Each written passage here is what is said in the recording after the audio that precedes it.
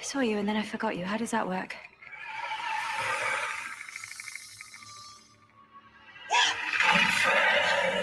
What are you? Why do I keep forgetting you?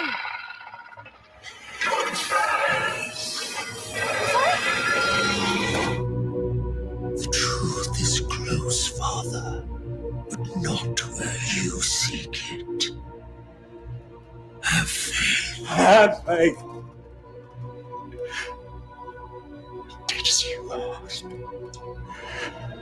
What else do you want of me? We are the darkness that chokes the light, the despair that crushes their hope. We have a grand plan for your flock, not to mention the shepherd. Organ Medusa. Anything of flesh is killed by her gaze. We take her head.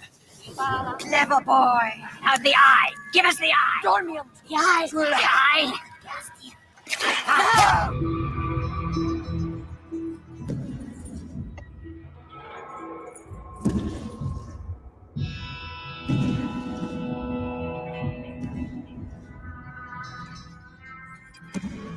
What is that? I don't know. Hate not knowing. Excuse me, sir. I regret to say that your guilt has been detected. The teller is never wrong when it comes to guilt. Supper time.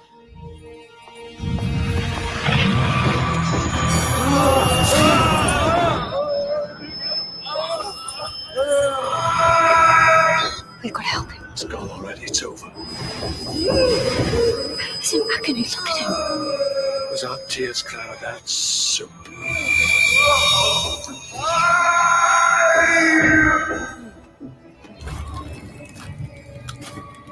You stay back!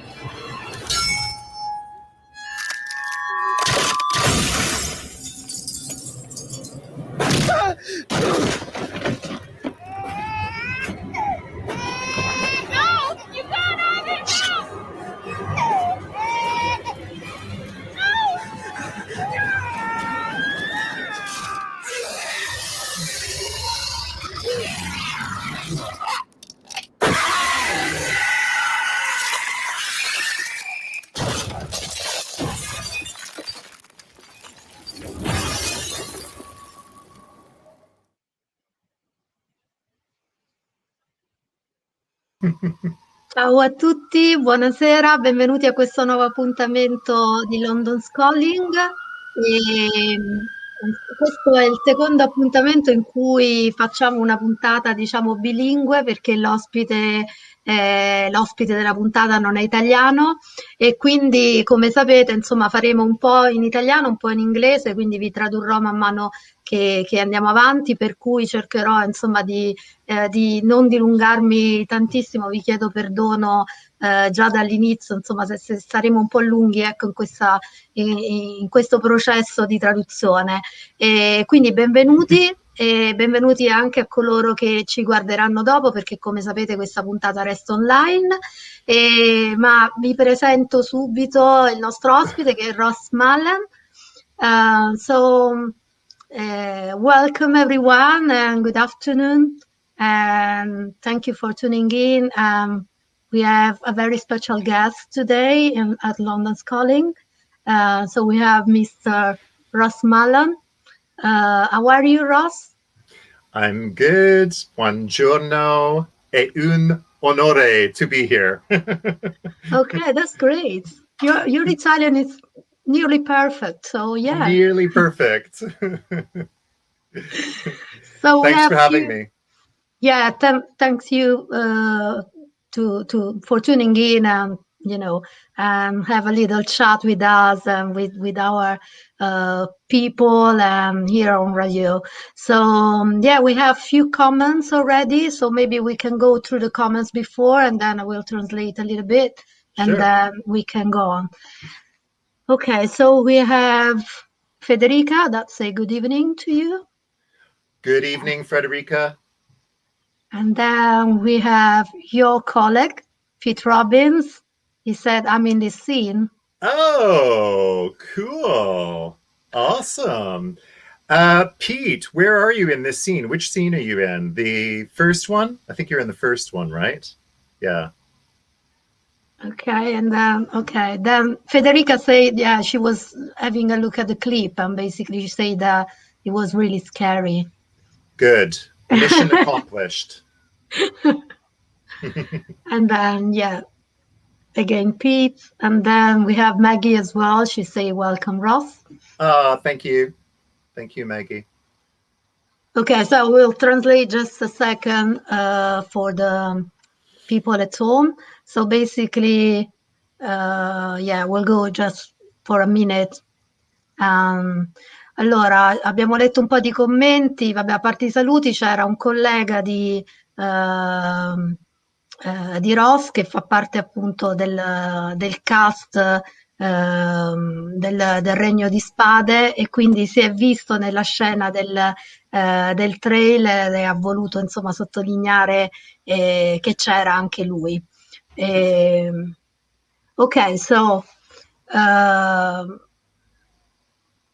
have you been doing how have you been doing during this long period of lockdown? I've been doing okay. It's a little bit boring, but I've managed to keep some work available. I do podcasts like this. Almost once a week I do a podcast. And I also do some cameos as well, if you guys are familiar with Cameo. And I've done a little bit of filming last summer as well. Ok, so I will tell in Italian the same thing.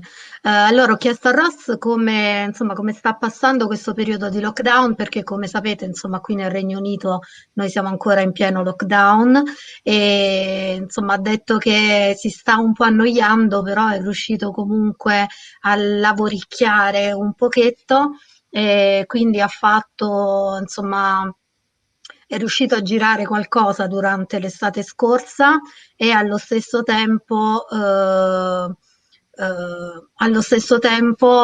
sta facendo qualcosa con Cameo, che è praticamente una piattaforma su cui insomma i fan, insomma chi segue i vari attori o cantanti, artisti in generale, può contattarli per creare, che ne so, dei messaggi da regalare insomma, ai propri parenti, ai propri cari, ai propri amici. E quindi, che ne so, degli auguri speciali o dei messaggi speciali, eccetera. E quindi se volete trovate anche Ross su Cameo. So we saw the first clip, and basically it was a trailer with creatures characters that you play, because we basically what we say to the people is just that you have played different kind of roles, but maybe the most famous are exactly the monster. So you are very good on this kind of role, and basically you did the White Walker in the Game of Thrones, and then you did also a couple of roles in Doctor Who.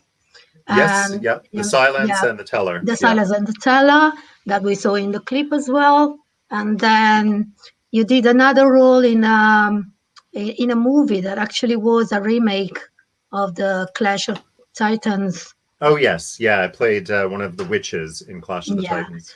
Yeah. So yeah, have you got a favorite role between the master that you played? Have I? Sorry, what was that? Have I? A favorite one? A favorite one? Yeah. I guess my favorite of all of the monsters that I've played was the White Walker, mostly because I got to learn how to ride a horse. So they would send me out on horseback riding lessons every week for about 3 or 4 months before I started filming. So I learned how to ride a horse without a saddle, called bareback. Ok, allora io ho chiesto a Ross, poiché come abbiamo visto nel videoclip iniziale era il trailer praticamente delle creature che lui ha impersonato, perché Ross ha impersonato vari mostri, insomma i più famosi sono quelli che abbiamo visto all'interno del video, praticamente il White Walker del Il Regno di Spade, e poi due ruoli in Doctor Who che erano appunto The Teller e The Silence, e poi ha anche impersonato una delle streghe cieche all'interno del remake del film Scontro fra Titani. E quindi gli ho chiesto quale fosse il suo favorito tra i mostri e ha detto praticamente il White Walker perché ha dovuto durante le riprese praticamente imparare a cavalcare un cavallo, Mhm. cosa che non sapeva fare assolutamente prima, quindi è stata un'esperienza molto particolare per lui. I would also say, I'd also like to say that the White Walker, I'm very fond of it because it really changed my career. You know, after I did the White Walker, my career really picked up and I got more work, and it's really helped my career a lot. So I owe a lot to Game of Thrones for really being a game changer for my career. Ok, diceva che è particolarmente legato diciamo, al ruolo del White Walker perché in realtà lui deve molto a questo ruolo in quanto in qualche modo ha cambiato la sua carriera, insomma, non appena ha fatto appunto, ha partecipato al Regno di Spade, chiaramente insomma la sua carriera in qualche modo è cambiata perché veniva chiamato di più, insomma comunque sicuramente è stata una svolta, quindi lui deve molto a questo ruolo. Okay, Ross, I think that we I got know. I can more see comments. there's some more Yeah, questions. and we got someone that we know as Howard well. Dearman. Yeah. I like to Okay, call him Mother. yeah, Mother wants to know what's my favorite pasta sauce. Is that yeah. good? So, hi, Howard, how are you? So, yeah, Okay, that's my his favorite favorite. pasta sauce is when I was in Bologna last year, I was doing a convention in Bologna, and I had a very, very beautiful red sauce. And I was talking to the woman who I is think it my was the classical ragu. just a classical red sauce. And she said, tomorrow I will tell you the secret on how to make this sauce.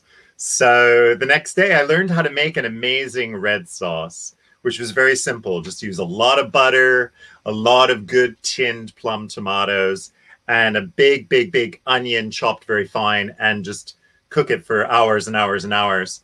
And it's always best the next day. So that's my favorite sauce because I can make it all myself now. Just a classic Italian red sauce. Okay. I will translate just a second so people will know why we are laughing at him. So, allora praticamente c'era un commento di un nostro amico comune, mio e di Ross, e chiaramente in maniera ironica gli chiedeva qual è la salsa, insomma, per la pasta che gli piace di più. E Ross ha detto che quando è stata a Bologna gli hanno fatto mangiare una salsa rossa che gli è piaciuta molto e quindi ha chiesto insomma che tipo di salsa fosse, insomma come fosse stata cucinata, diciamo così, e quindi fondamentalmente era un semplice ragù, insomma, anzi una semplice salsa di pomodoro, per cui alla fine si è fatto insegnare quali fossero gli ingredienti e come cucinarla e quindi da allora la cucina anche lui. And Federica said Ross Mullan restaurant pretty soon. Are you opening Mm. are you opening a restaurant? Maybe. Oh, I don't know. It's very difficult. I've worked in restaurants, for many years, and it's not easy to open a restaurant. I will be going to restaurants as soon as they open, and I will be eating a lot. And as soon as I can, I will be going to Italy to eat because I love the food. Ok, quindi Federica che diceva Diceva presto, quindi ci sarà il ristorante di Ross, ma Ross ha detto che non crede che aprirà un ristorante perché insomma ha lavorato per tanti anni in un ristorante, insomma anni fa, e adesso invece ama mangiarci nei ristoranti e quindi probabilmente appena si riapriranno i ristoranti sicuramente andrà a mangiare molto perché ama molto mangiare e spera di poter tornare in Italia a mangiare anche nei ristoranti italiani. Okay, so back to something else, 'cause My career. yeah, 'cause actually, that's the reason why I invited you.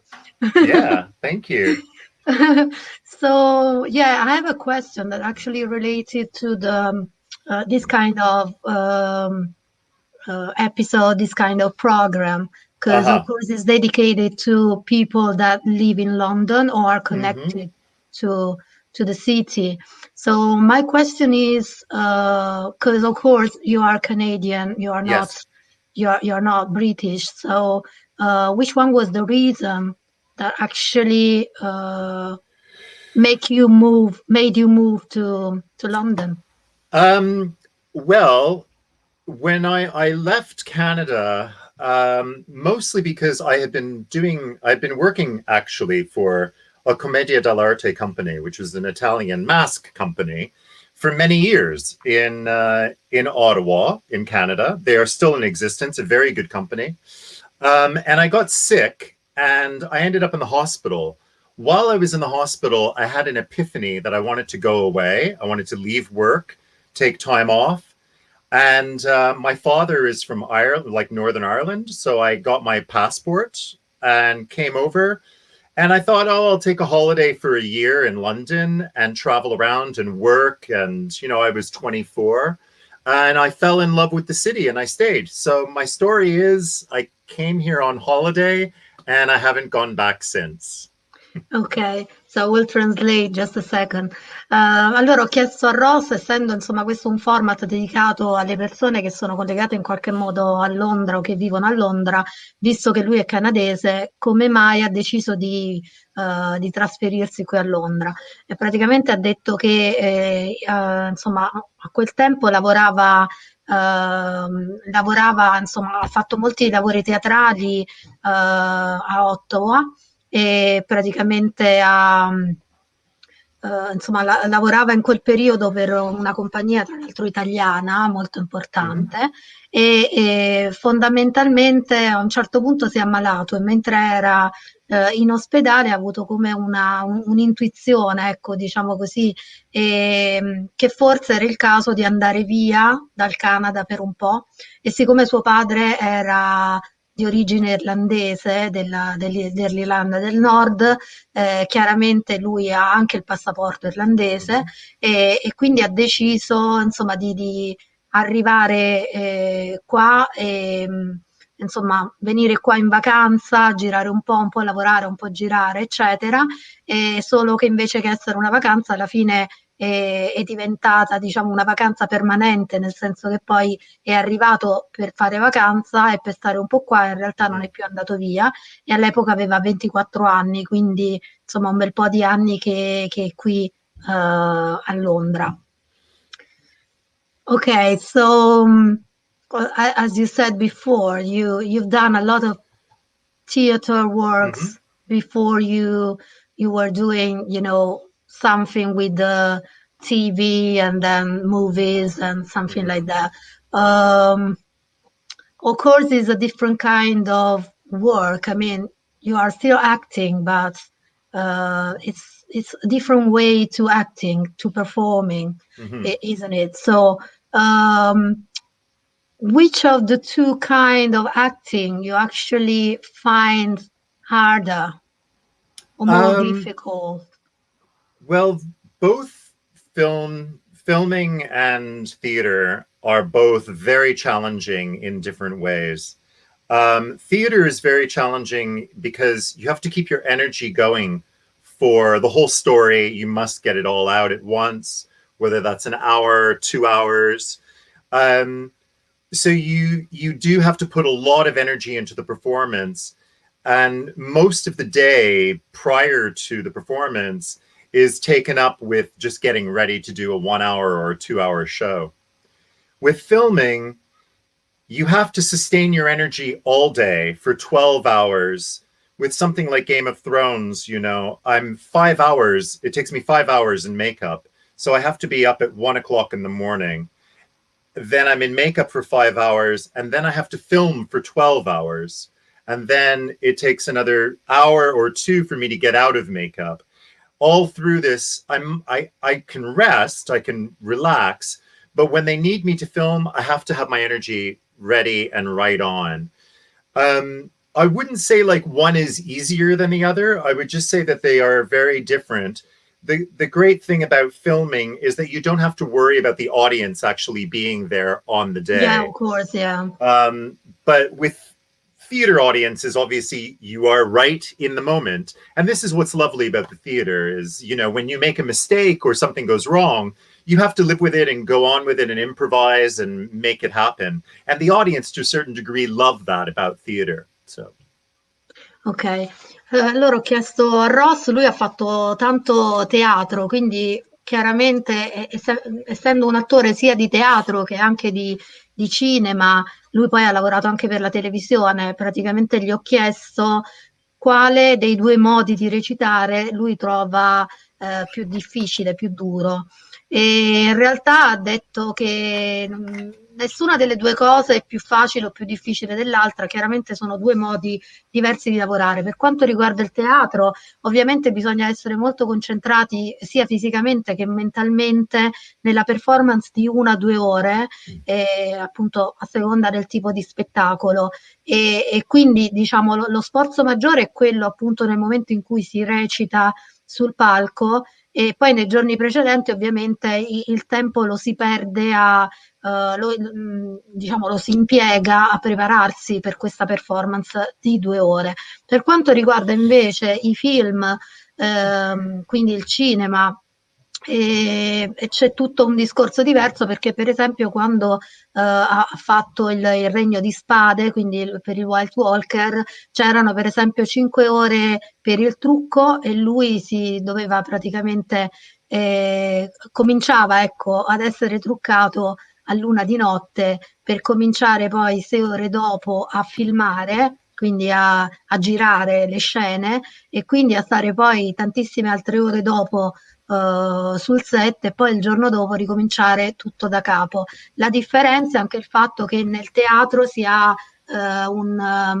il pubblico davanti, quindi è bello da un lato perché si sente insomma l'emozione del pubblico e si sa se lo show sta andando bene o sta andando male in base anche alla reazione del pubblico, ma allo stesso tempo appunto se poi capita che che ne so, che c'è un errore e poi alla fine bisogna in un certo modo cercare di camuffarlo improvvisando eccetera, e invece chiaramente quando si girano le scene non esiste questo problema perché non c'è il pubblico tutto il tempo sul set.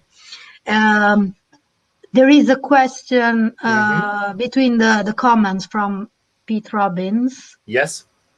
He said, which character was the worst to work as uncomfortable? Yeah, great. Pete, who's asking the question, actually worked with me on the very first Game of Thrones. He played one of the zombies, the Whites, who were part of my army. So it's great to see Pete here. The question is going to be answered very simply. Clash of the Titans was my hardest. It was the most difficult. The prosthetic was very heavy. I was playing a very overweight witch, and it was 40 pounds of prosthetic. I was unable to see, and my hands were covered, my feet were covered, and the only way I could breathe was through my mouth.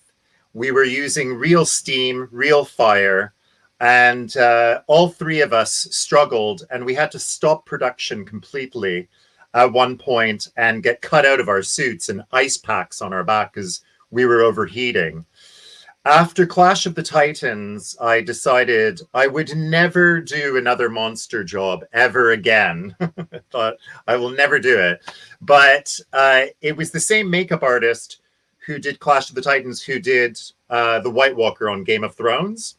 And he contacted me nearly 2 years later and said, I want to make it up to you. If you would like to play the White Walker in Game of Thrones, it'll be much easier. And I said, okay, sure, I'll come back and I'll do it. And then I started playing more monsters. But the very first job was the worst, Clash of the Titans. It was the hardest, for sure. Okay. It nearly killed me. Well, yeah, I can imagine. It was too hot, wasn't it? Oh, yeah. Ok, I will translate just a second. Allora, praticamente il collega di Ross, che è un altro attore che ha partecipato con lui, faceva uno degli zombie all'interno insomma, della serie del Trono di Spade, gli ha chiesto quale fosse il peggior ruolo o comunque quale fosse quello meno comodo, diciamo, come ruolo, e lui praticamente ha detto che è stato quello che ha avuto all'interno del Scontro Fra Titani, dove lui interpretava una delle streghe, semplicemente perché diciamo, tutto il costume, ecco, che avevano indosso lui e le altre due streghe fondamentalmente era molto molto pesante, quindi era circa 40 libbre, e quindi aveva queste protesi, questo costume molto molto pesante, e usavano vapore vero e fuoco vero e avevano modo di respirare solamente dalla parte della bocca, quindi chiaramente girare in quelle condizioni è stato molto molto pesante e a un certo punto hanno dovuto stoppare la produzione e tagliare letteralmente il costume per farli respirare, perché chiaramente erano come dire, si erano surriscaldati, e quindi da quel momento ha deciso che non avrebbe mai più interpretato nessun mostro. In realtà quello è stato uno dei primi mostri che ha interpretato, e poi dopo si è dovuto ricredere perché lo stesso diciamo direttore del trucco gli ha proposto dopo un paio d'anni di lavorare appunto all'interno del Regno di Spade, perché chiaramente conoscendolo già insomma gli pareva più semplice, ecco, lavorare con lui piuttosto che con un'altra persona, e quindi fondamentalmente lui gli ha detto ok, vengo, lo faccio, e niente, poi da lì ha fatto anche gli altri mostri, quindi in realtà quella cosa che aveva detto di non lavorare più come mostro non è andata più in porto. Però ecco, il primo personaggio in cui si è trovato veramente male è stato appunto quello delle streghe nello Scontro Fra Titani. Mm-hmm. Okay, so exactly. Yeah, now our director Maggie will be happy because you said exactly as well. Again. Yeah, exactly. Exactly. It's her favorite word. Okay, so I was asking you something about the White Walker. So we were talking about the makeup. You said that basically it was lasting for 5 hours every day. And Yes. yeah, so basically, was it just, I mean, it was not like a mask, of course. It was not like a custom. It's basically the White Walker and the job that I did in Clash of the Titans. What they do is you go in and you have a mold taken of your whole body, right? So you get a face mold and face mold of your hands. Okay. For the White Walker in particular, they then bring you in for many, many tests where they build the makeup. So they start to build the makeup on you in little pieces. They take a mold of your head, and they have got it in the studio, and then they build the character's face and features on it. So they are small little bits of silicone that are actually relatively glued onto my face. So so that when I move, the motions of the skin move as well. Yeah. The most of the actual makeup comes in the blending to make it look like it's not all there in little pieces all over your body. Is they then blend it. That's where the kind of artistry work comes for the makeup artist, is to do the blending. And the hands there's a little bit of prosthetic which is put on, like a silicone, but mostly it's all makeup put on. And I have then a wig which is put on with a silicone kind of glue. it's all very, very tight. The whole bodysuit is like a wetsuit that's built just for my body. And it's essentially glued onto my chest and onto my stomach and onto my legs so that it doesn't buckle or shift around when I move. So when the day is finished, it takes quite a while to get out of it. It takes almost 2 hours. Okay, so it was basically like a second skin, was it? Yes. Yeah, it's like a second skin. Yeah. Okay. And what about the eyes? Were they beautiful, the eyes. or were they like... Well, the initial eyes that we went for were these beautiful sort of gray, crackly, crinkly eyes that very much looked like the skin of the character. But that didn't read so well on camera. You couldn't really see that unless you were very, very close on my eyes. So they decided to put a CGI, a glow on top of that from the eyes, which is the blue that you see. And from then on in, what I would have to do is I would have to wear contact lenses that cover the whole eye. So they're made to fit just my eye. And they would be black. And I could see through them. But then it was easier for them to superimpose the blue on afterwards. And I would have to have an optometrist on set who would put them in and take them out. Okay, yeah, I will translate just a second. Sorry, Allora, it's a lot.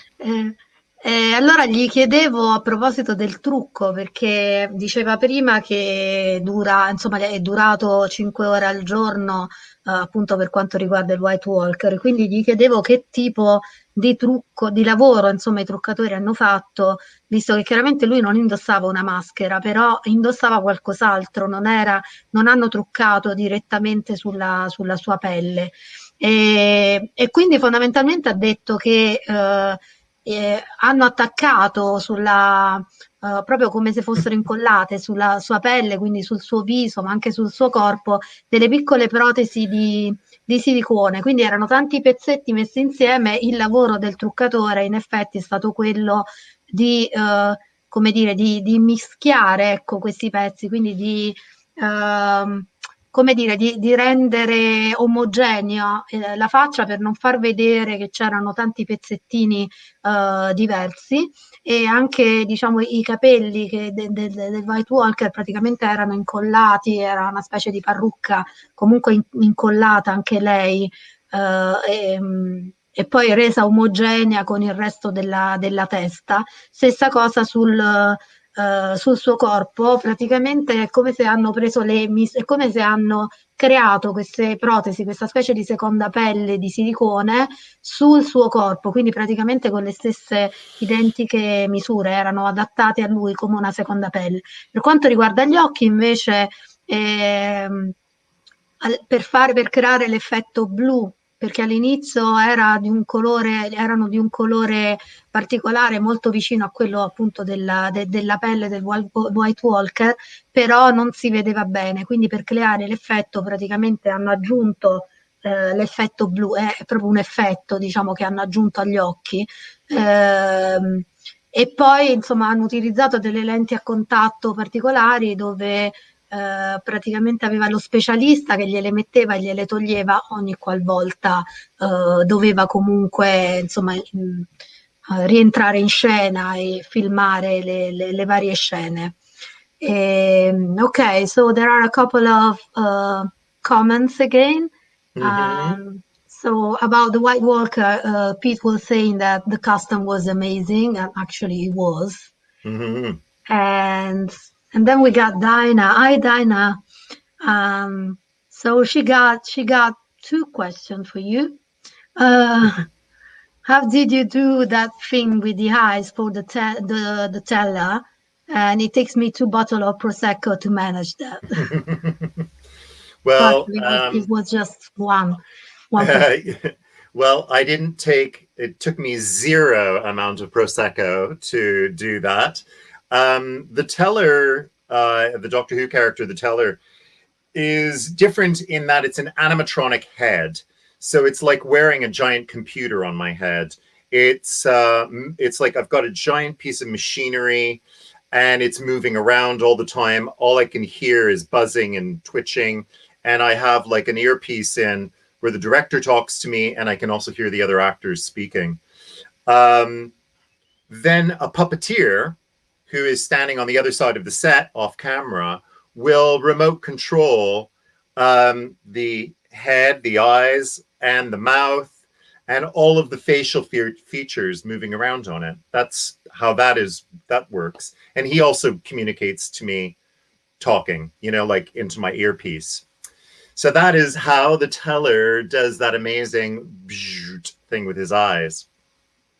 Ok, I will translate. Allora, Dana chiedeva a Ross, insomma, come funzionava la cosa degli occhi del personaggio The Teller, che lui ha impersonato in Doctor Who. E praticamente dice perché, insomma, sicuramente a me sarebbero servite 2 bottiglie di prosecco per poter gestire la cosa.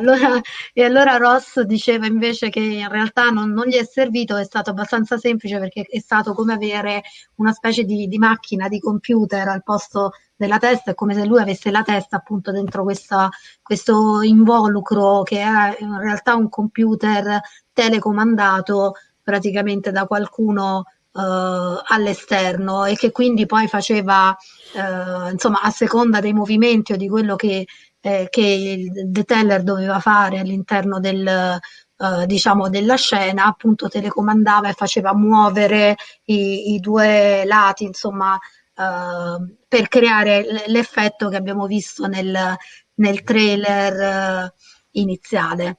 Ok, I've done, yeah. Excellent. And Dana said, high-tech, impressive. Yes. Which one was, I mean, normally when you are acting and you are playing the role of a human being, it's different from the monster, because normally you have some script to learn, and you need to talk in the dialogues and all this kind of stuff. So there is actually a very big difference between playing a human being or playing a monster. But at the same time, when you are playing a monster, you need to go into the psychology of the monster, because actually it's a little bit like you're acting not so much with the words, but you're acting with your body, with your face. And which one of the monster that actually you played was the more difficult in this kind of sense? Probably the clip that you saw was there was a character called, I forgot, he was called the Croupier in Outer Darkness. He had quite a lot of lines, but he also transformed. He moved, and from being like a croupier at a gambling sort of situation where people gamble their lives away, he's like Satan. And then he transforms like a sort of a butterfly, but in a really kind of awful, disgusting way, into this salivating creature. The psychology behind his character, and I think largely behind a lot of monsters, is, fear. It's what we fear the most, right? And the monster sort of embodies that which is, especially in Outer Darkness, he represents all of the lack of soul of all of the other characters. They all lack this soul. So he is sort of the embodiment of their disgust and shame. I guess that's kind of the psychology behind it. Why monsters work in general is, a lot of the time it's very simple, sort of like animals that kind of frighten and disgust us, like snakes or lizards and all of those things are usually used in the creation of monsters. Even things that we are afraid of, like aging, is often used to create a type of monster. Like in the White Walker, he looks very old, or even the Silence has an element of an alien sort of a deformity. Things that we normally fear ourselves are things that are usually created to become monsters. That's what I think. But, Ok, allora io ho chiesto a Ross, visto che lui chiaramente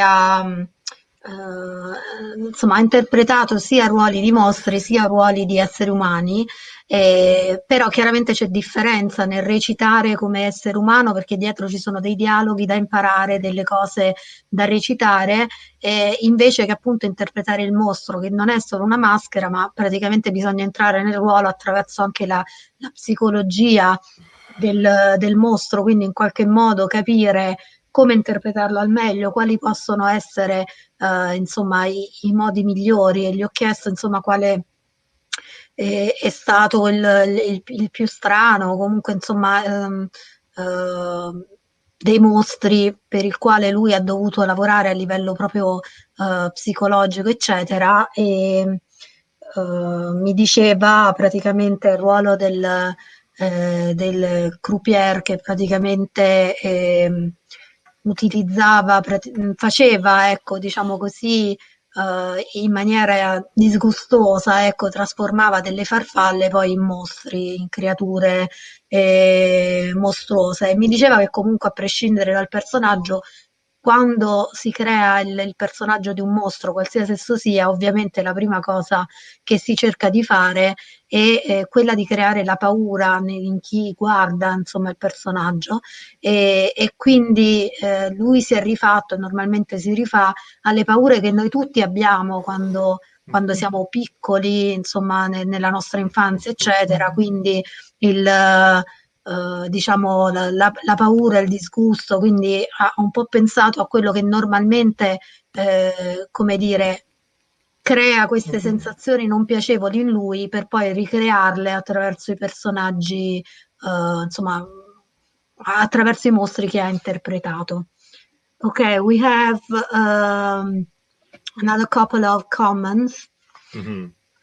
Pete say, "What is your favorite genre personally and working in?" Oh gosh. You know, I've worked in everything. I've done musicals, I've done comedy, I've done Shakespeare, I've done classical stuff. I have to say I do really love doing horror movies. I'm going to be filming horror once we're out of lockdown. I have a horror movie I'm going to be doing called The Wretched, where I play a vampire, which I've always wanted to play. I did, when I was growing up, it was the one that probably fascinated me the most, you know. And my favorite movie of all time is Rosemary's Baby. So to me, the more psychological horror are really fascinating to me. You know, I'm actually not so big on monster movies. Is more like the twist, you know, like I love like those really twisty psychological thrillers. But yeah, I mean, I do like horror. I like it. I like the genre. I think I like the way it tells a story, and I like how it affects people differently, you know? So I would say horror, really.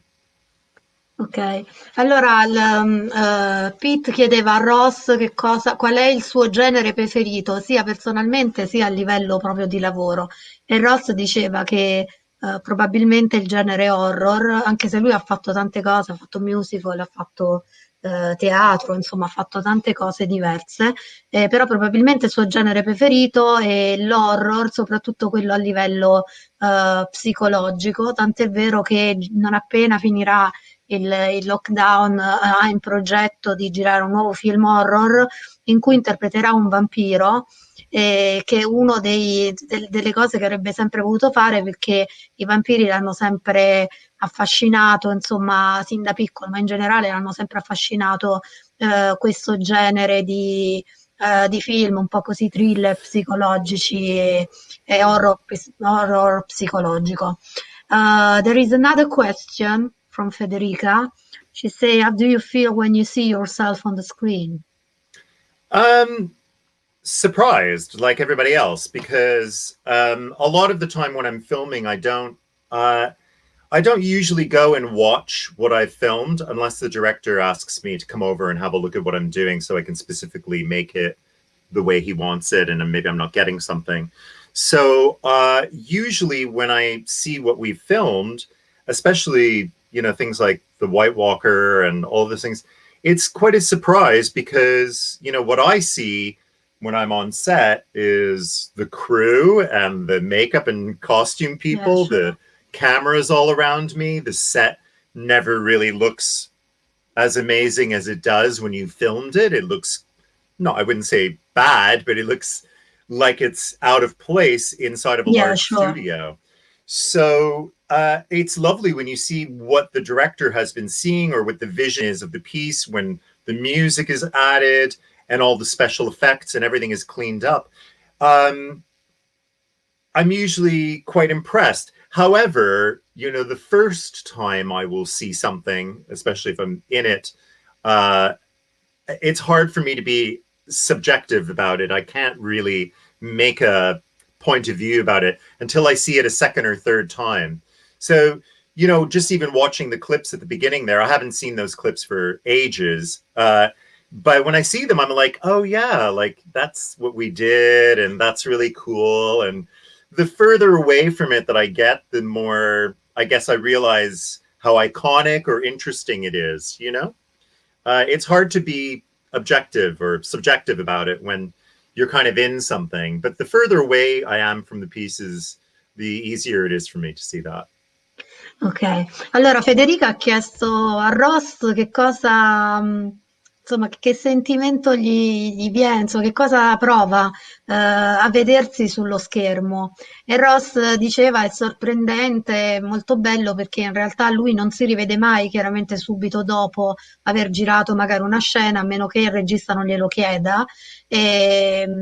Però chiaramente quando poi il film è fatto e lo va a rivedere, chiaramente lo va a vedere per la prima volta, è molto bello vedere tutto quello che appare, che sicuramente è diverso da quello che vede lui durante il set, perché quando sta girando sul set lui vede insomma lo staff che gli è intorno, il regista, insomma il luogo in cui stanno filmando, però in realtà è tutto molto, diciamo, scarno. Invece quello che poi si vede dall'altra parte è completamente diverso, perché appunto viene fuori la visione del regista, il prodotto finito, la musica messa all'interno del film, eccetera. Quindi è sicuramente diciamo un bellissimo effetto. E poi diceva, per esempio, anche sul momento lui non riesce a dare un punto di vista diciamo imparziale, e quindi che cosa succede? Che riesce a darlo solo nel tempo, quindi ha bisogno di rivedersi più volte. La stessa cosa è successo per esempio nella clip iniziale che lui ha visto e che non rivedeva da tanto tempo, e che quindi chiaramente insomma gli rende più semplice guardarlo dopo tanto tempo e realizzare, ok, sì, avevamo fatto questo, qui era questo momento, qui facevamo questo, eccetera. Quindi più passa il tempo rispetto a quando lo gira, e più lui riesce ad essere obiettivo nel giudizio. Ok, and Federica say thanks to you for your answer. How do you say you're welcome in Italian?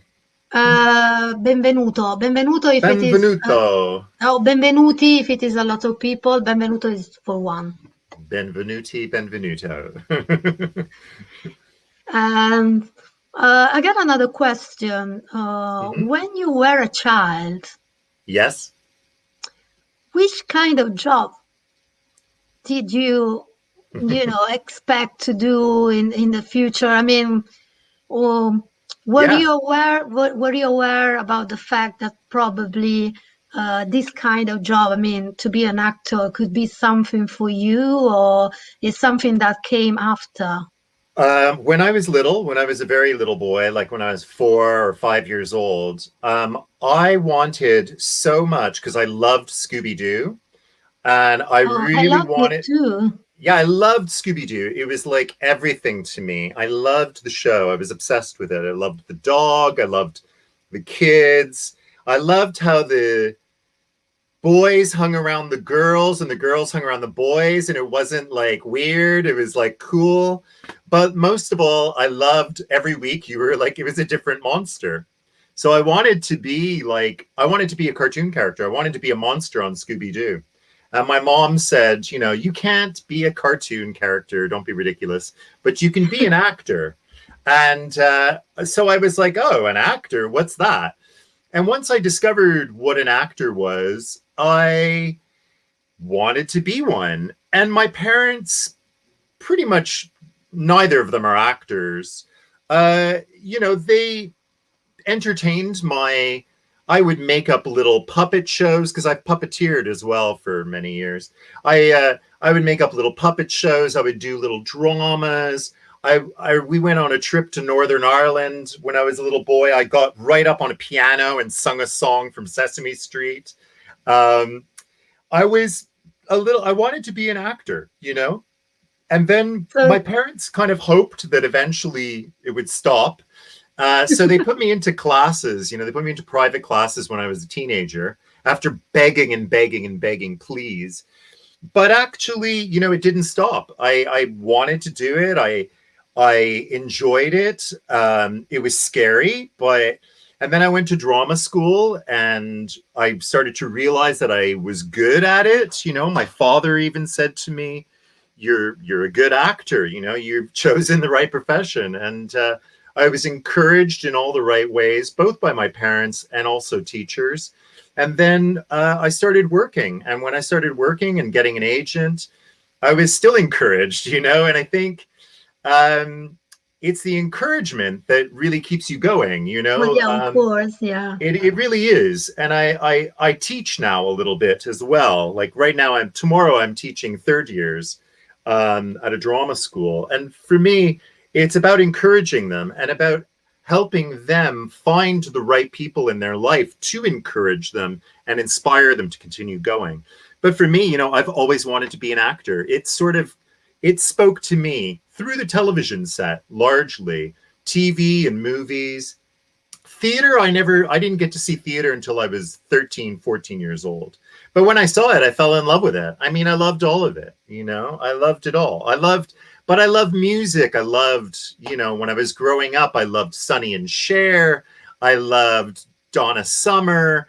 I loved Charlie's Angels. You know, I wanted to be a star, you know, like it was just a thing, you know, I wanted all of that, I guess, because I was the youngest kid and I wanted to be popular in school. I wasn't that, I just pushed myself obnoxiously onto the world and it worked. And well, yeah, absolutely. Yes. I got to realize my dream. I can't believe if I went back and I told my 5-year-old self that, I actually achieved becoming a monster basically on Scooby-Doo. More than one, actually. And more than one, really popular monsters. My 5-year-old self would be really excited, you know.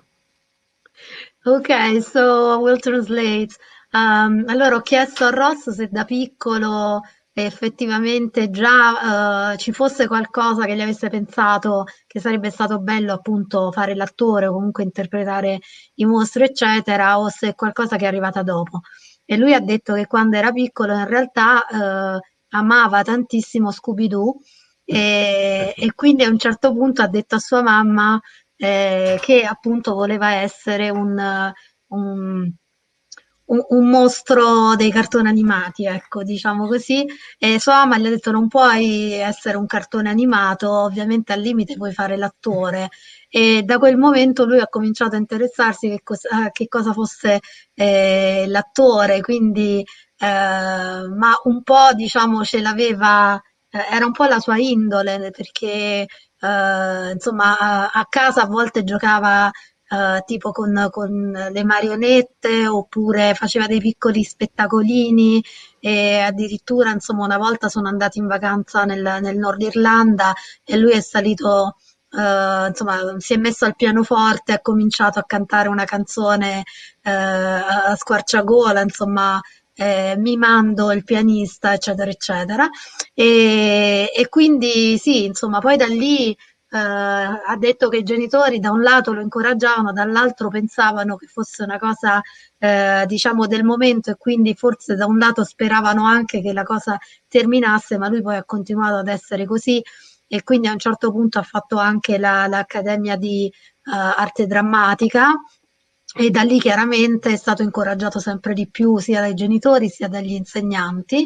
E per quanto riguarda quindi diciamo questa passione gli è arrivata soprattutto dalla TV, dai film, dal cinema, e invece la passione per il teatro gli è arrivata dopo perché fino a 13 anni non aveva mai visto uno spettacolo teatrale, poi invece ci è andato, gli è piaciuto molto e da lì insomma poi ha fatto tanto teatro e tante cose. Ha detto però io oltre a questo amo molto anche la musica, per esempio amo Cher, amo Donna Summer, le Charlie's Angels, insomma un sacco di altre cose, quindi fondamentalmente il suo sogno non era diventare effettivamente attore, ma essere su un palco, quindi diventare una star, diventare conosciuto in qualche modo. In qualche modo ci è riuscito perché è riuscito innanzitutto a diventare un mostro, poi più di un mostro e soprattutto anche insomma, dei mostri abbastanza iconici, perché soprattutto insomma, con il White Walker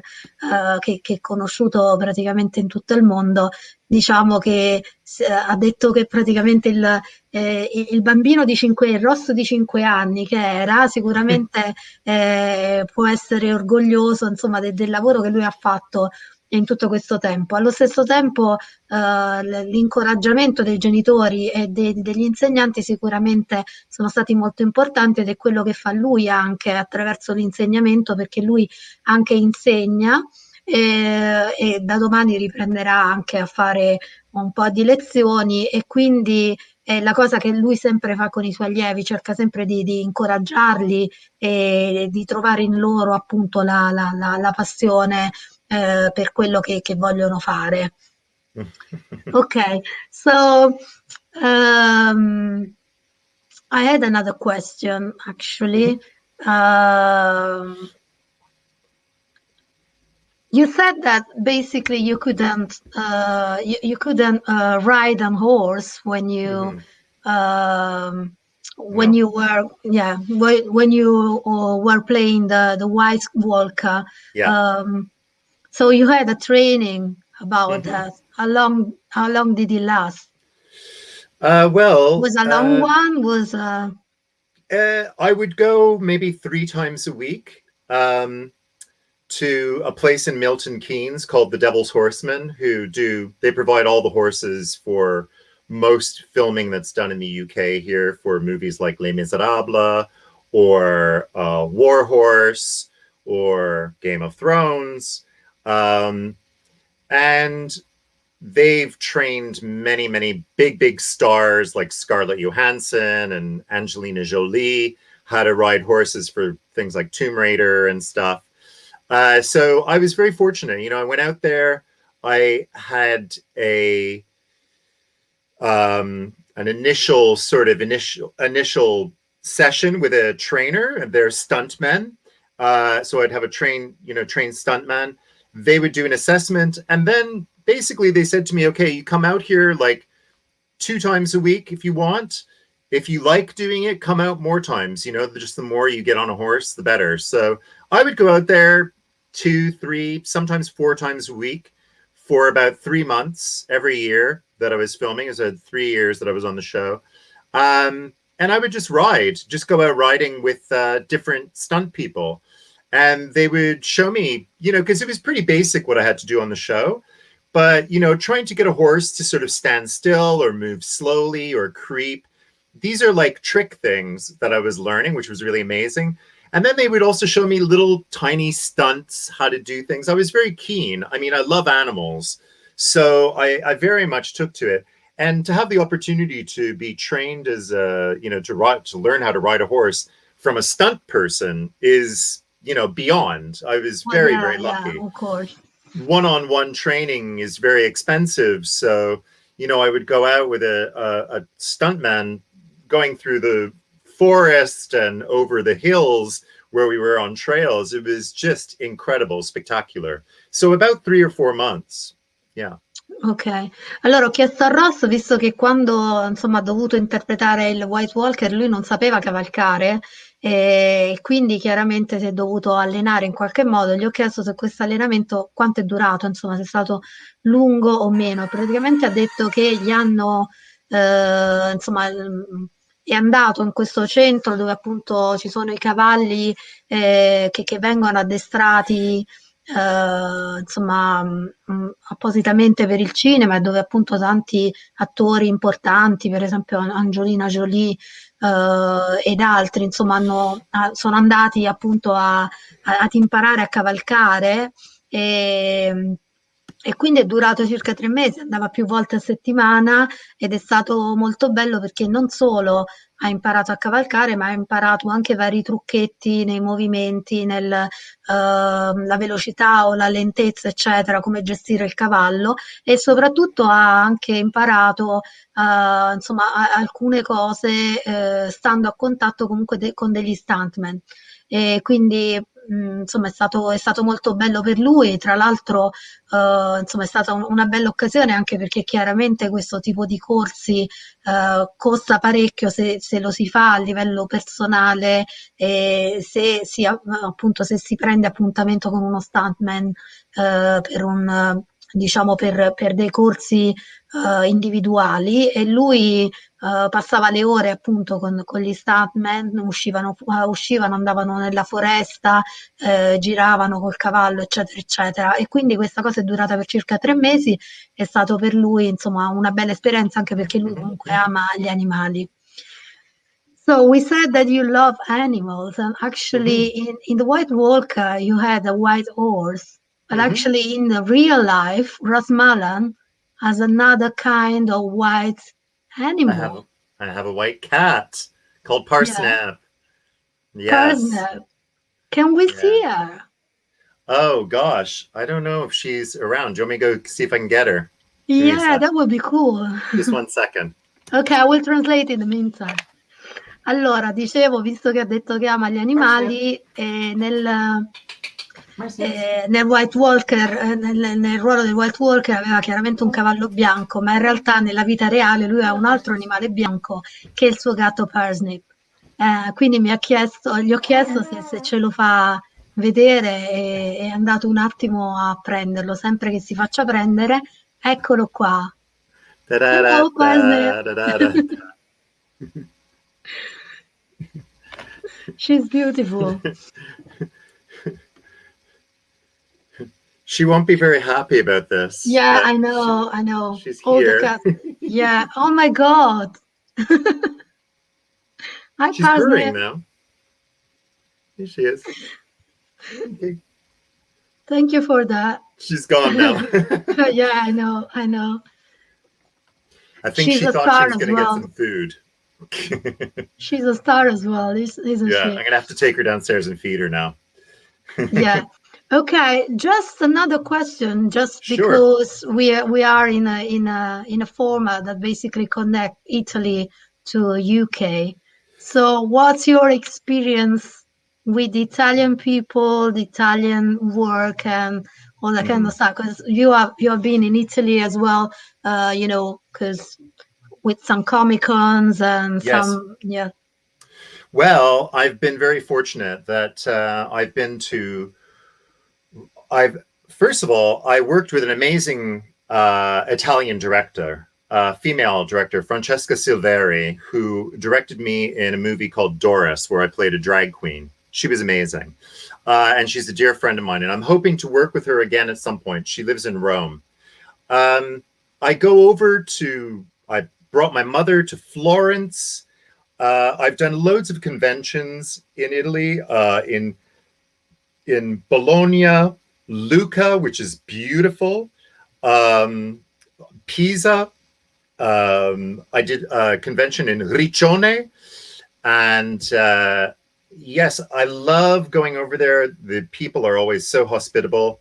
The food is always amazing. I mean, this is the best part of going to Italy, of course, is not just the food, but the way that the people love the food.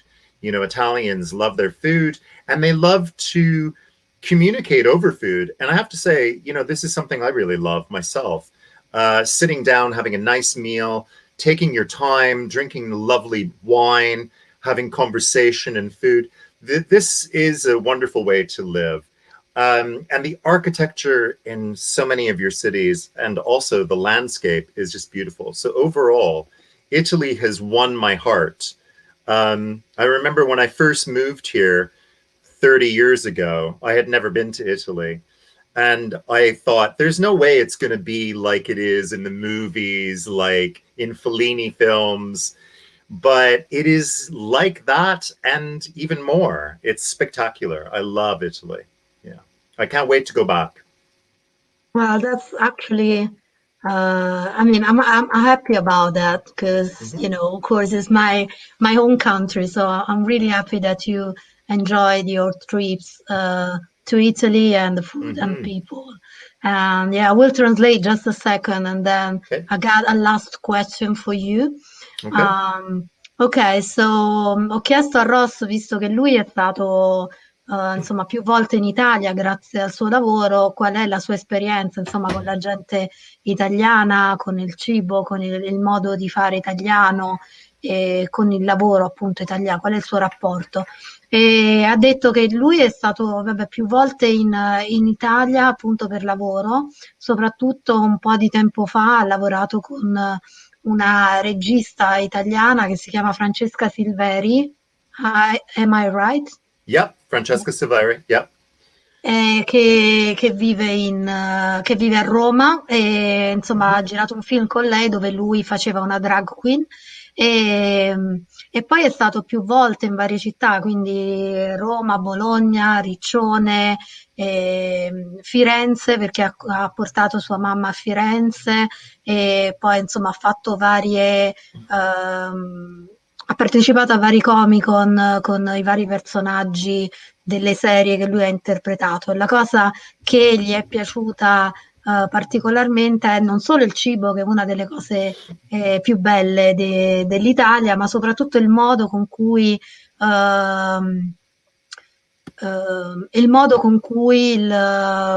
insomma, la gente si rapporta al cibo, quindi anche il fatto che amiamo noi italiani il cibo, il fatto di sedersi a tavola, di godersi appunto il momento del pasto, eccetera, eccetera. Quindi spera di tornarci presto, tant'è vero che ha detto che quando lui si è trasferito qui a Londra, tanti anni fa, 30 anni fa circa, fondamentalmente vedeva come dire, anche i vari film, eccetera, dicevano non può essere come effettivamente sembra nei film, invece poi alla fine è stato proprio così. Okay, so there is a question from Maria Esther, so I can see in the comments an Italian question for you, and I will translate it for you, and then I will She's asking me, do I speak Italian? Yeah, exactly. You are very good. Sa parlare italiano un po'. Un po'. There you go, that's my Italian. I can speak a very, very little bit of Italian. But that's it, really. Buongiorno. That's really cool. I think that you can say some food names as well. Maybe. I don't know. Parmigiana. Yeah, that's really good. That's good. I don't know. I'm very also shy when it comes. You can say in a proper way spaghetti, because a lot of people here in UK, they say spaghetti without T. They go spaghetti. Yeah, spaghetti. Spagbog. Spaghetti. Yes. Yeah, that's correct. I hope to spend more time in Italy and learn the language a bit more. Yeah, and Maria Esther saying that she loves your accent when you speak in Italian. Thank you. Wow. Prego. What's prego? Prego is something, isn't it? Prego is a little bit it's a little bit like when we said in English, you're welcome. When you say thanks and then you say you're welcome, so prego is something like that. But actually, literally, it means I pray you. Like I pray for you. It's fine. It's just like Cool. Love it. And then she said, "Okay, she's just in love with you." Oh wow! Oh my He God. say he's done now, so it's... I'm red. Allora, Maria Esther, hai fatto arrossire Ross. Okay, so, well, the last question is just related to London. Is there Okay. anything, I mean, when you first came to London, Mhm. there was anything that you really dislike of the city, of the people, or whatever else? Something I did like or I didn't like? Dislike. That So I that you didn't disliked. like, yeah. Yeah, of course. There's loads of stuff I dislike. No, I love London. What I find really weird in London, though, is that the hot water and the cold water are coming out of two different Yeah, two taps. different ones. Yeah, I know. It was the same for Not in me, my actually. house. Not in my house. I have a mixer tap in my house. But sometimes you still like, you go to wash your hands and somebody's got one hot and one cold. You kind of run your hand from one to the other. That Yeah, I and never even in the liked. shower, sometimes you got something like that. That's just Yeah. really weird. And initially, it took a little while for them to catch up to good cuisine in London. I came in 1991, and it took a little while. It took a few years before I found, restaurants are getting better. At the beginning, it was a little bit, ooh. But aside from that, I love London. Yeah, those are just little small technical issues. Ok, allora ho chiesto a Ross se quando è arrivato a Londra, che poi lui ha detto che ci è arrivato nel 1991, e quindi appunto 30 anni fa, e gli ho chiesto se c'era qualche cosa che, insomma, che non gli piacesse particolarmente di Londra, della città, o comunque delle cose che ha trovato qui arrivando dal Canada. E praticamente ha detto che la cosa che ha trovato strana è il fatto che in alcune case, insomma, ma tuttora ci sono, e il rubinetto praticamente non ha il miscelatore, ma hanno ancora praticamente destra e sinistra acqua calda e acqua fredda. Quindi se uno si deve lavare le mani o vuole l'acqua tiepida, fondamentalmente deve un po' mescolare l'acqua dai due lati del rubinetto, ecco, diciamo così. Stessa cosa, ha detto non a casa sua, però chiaramente, insomma, è una cosa che ha trovato quando è arrivato qui e che chiaramente non ha trovato strana. E un'altra cosa che non gli piaceva particolarmente era appunto la cucina dei ristoranti, e poi un po' alla volta invece negli anni la cosa è andata migliorando, però ha detto ci ho messo un po' di anni prima di cominciare ad amare, insomma, il cibo dei ristoranti inglesi. Okay, so we are going to the end now, and what I will ask you, I know that we are in lockdown still, but Mm-hmm. have you got already some project for the future? You said Yes, before about the movie, the I horror have a movie. movie I'm going to be doing called The Wretched, which is a vampire film. And also, I'm going to be, I'm producing a short film based on a play that I did 2 years ago called Pocketful of Bread. And we'll be filming that hopefully this summer. Ok, that's really cool. Allora, ho chiesto a Ross se ha dei progetti, nonostante adesso siamo nel lockdown, però se ha dei progetti futuri già in mente. Quindi ha detto che sicuramente appena potrà, probabilmente durante l'estate, girerà questo film di cui parlava prima, che è un horror in cui lui interpreta un vampiro. E poi dovrebbe anche, diciamo, girare come regista, diciamo così, anche come regista e come produttore, un cortometraggio che è praticamente tratto da diciamo da uno spettacolo teatrale che lui ha interpretato un paio di anni fa. E quindi niente, ha questi due nuovi progetti che ci aspettiamo possano, insomma, effettivamente realizzarsi presto, così da poterli vedere.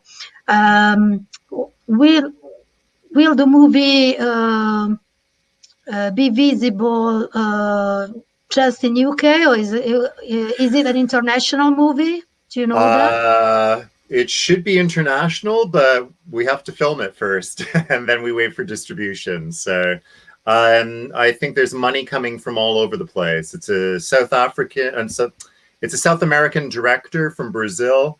Okay. Some of the money is from America, but it's all being filmed here. We were going to be shooting in Romania, but we're not doing that now because of lockdown. So Yeah, of as course. soon as we can, we'll be shooting it here in the UK.